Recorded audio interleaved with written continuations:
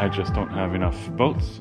But during the fairing process, they were very expertly faired into the hull and have now disappeared under various layers of paint. After all that drilling, I'm still gonna need longer drill bits.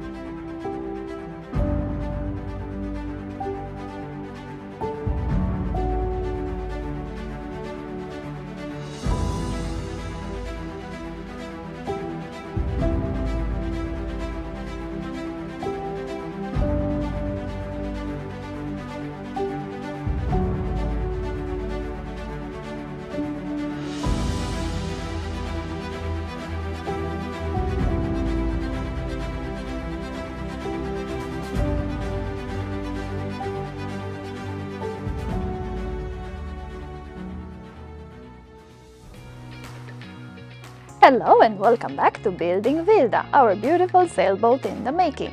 Last week we started installing the shiny bits. In case you are new here, I can remind you quickly what we did, but you can always check out the previous videos.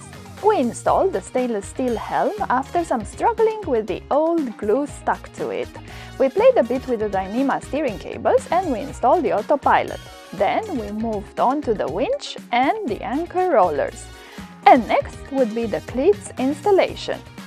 We don't have all the necessary tools and bolts to complete the permanent installation, but we do make these mock-ups to identify what we are missing and to come up with a good shopping list and a plan for a more permanent solution. And to be honest, it is very satisfying to see the equipment installed on the boat after it has been sitting and hiding on our shelves for such a long time.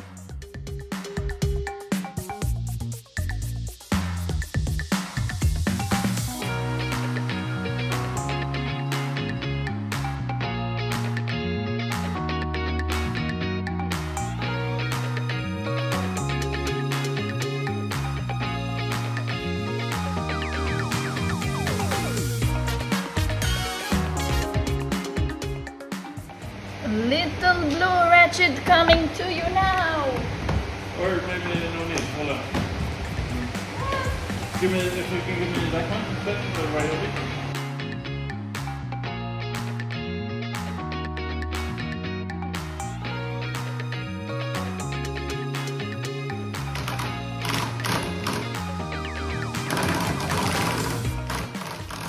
In this week's episode, we continue working with the shiny hardware, and it is going to be very interesting, especially for those of you who want to know more about our sailing gear setup and more about the holes we need to drill to get the sailing equipment in place. How many holes do we need to drill? How many of them have been pre-drilled and filled before there was some spray painting involved? Where are they located and how can we find them again? So let's see how this goes.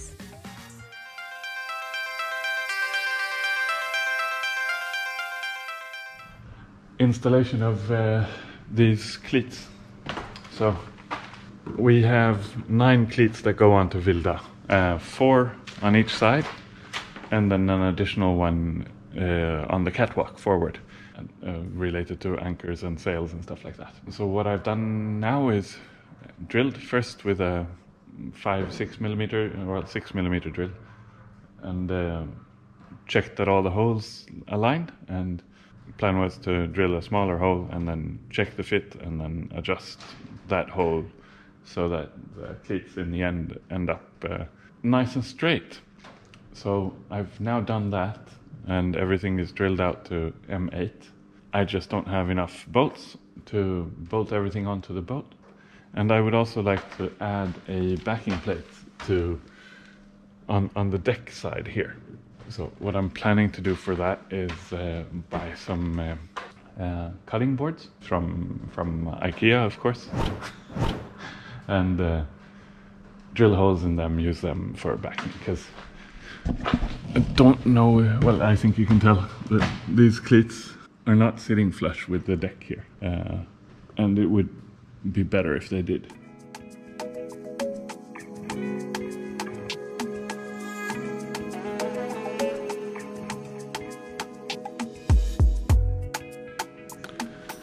So the 5 forward cleats on Wilda are all good, minus longer bolts and backing plates on the top.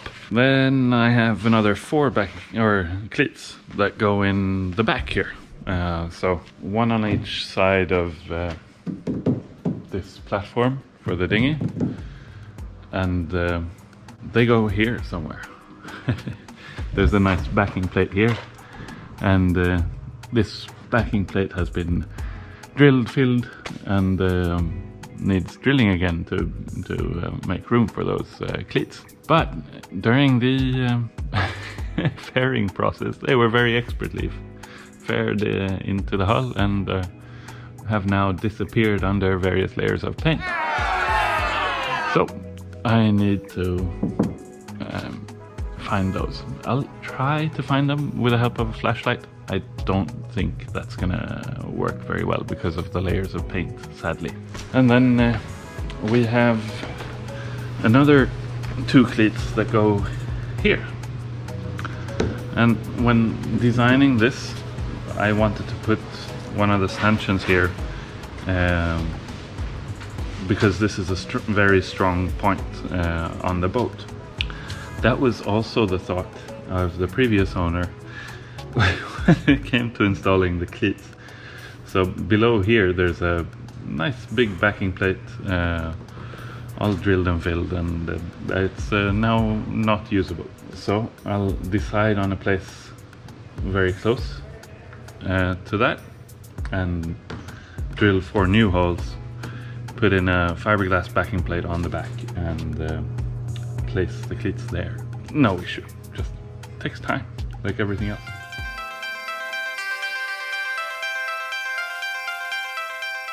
Figuring out what bolts we need to bolt things on permanently, and in doing that, it's you get out all the shiny bits. So I'll try to install this set of sheaves, one here and one in the salon. So one goes down here at the bottom of the mast, and the idea is you lead lines down under the hull, and then 4 lines go aft underneath the catwalk, or no, sorry, underneath the salon and cockpit, and come up here to where the central winch will be located. It's great to have all the ropes coming all the way to the cockpit, and mostly that'll be the case.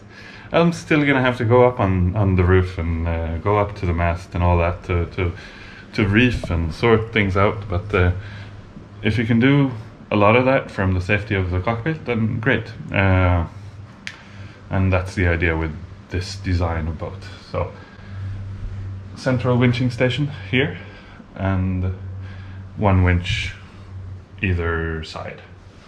Actually 2 winches either side, so there'll be a winch here on the pedestal and another on each end of the traveler. And during this fairing process, I've tried to save all the holes as or enough of them at least to locate the rest. So below here there's a solid aluminum square rectangular bar sort of thing, and this is where the main track will sit. In saving all these holes, I should be able to locate the remainder, and without drilling away any of the threads, I should be able to attach the traveler. Let's give that a go.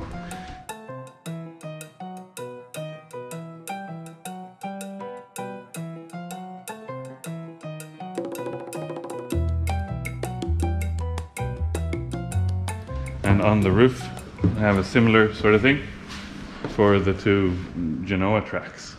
Finding these holes and making sure I don't damage the threads below is a challenge, but should work well.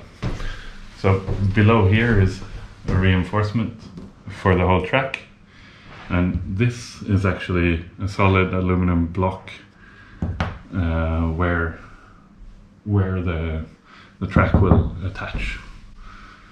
And yep, goes all the way here, and up here are some fittings for turning blocks. So locating all of those holes is going to be a challenge, and yeah, I hope I'm up for it. Well, I am.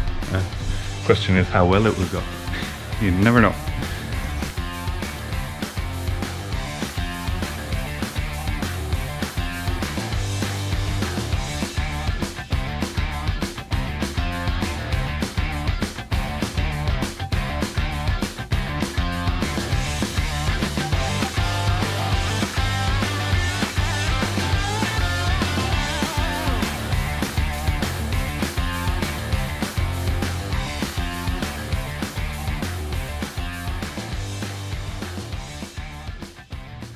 After all that drilling, I'm still gonna need longer drill bits.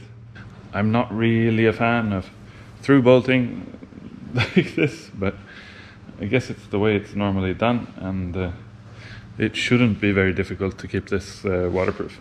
Also, because the base is so high above the deck, there really shouldn't be much leaking in here anyway. This is not my longest drill bit, but it is not quite long enough. I don't think I have any others that are longer. Turned out good as well.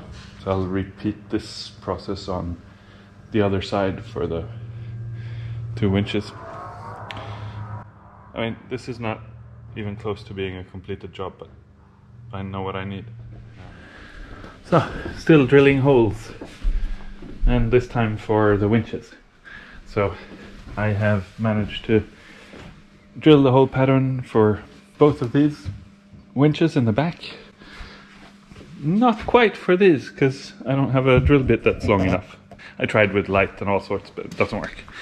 So this winch, I know, has aluminum blocks glued in the back here, and they're threaded. So now I have to gently force a bolt in here and try to get it not to cross thread. We'll see how that goes. I'm a bit afraid of drilling in here, because if I remove the thread, that'll be a pain in the ass. So I'll start with drilling 8.5 millimeters, trying not to go any further than the balsa here, and then I'll try and thread the screws in. Should work.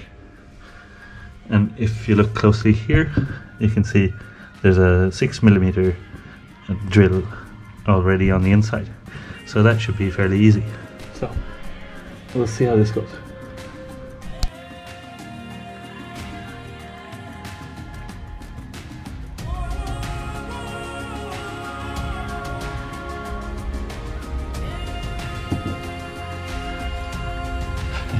So I've got some fancy spin lock organizer here.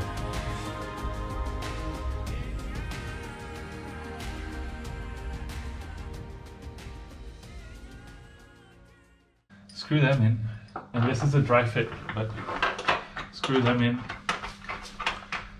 and there should be some of the rod left on the outside. 15 millimeters, they say. This is looking like maybe it's a little bit more.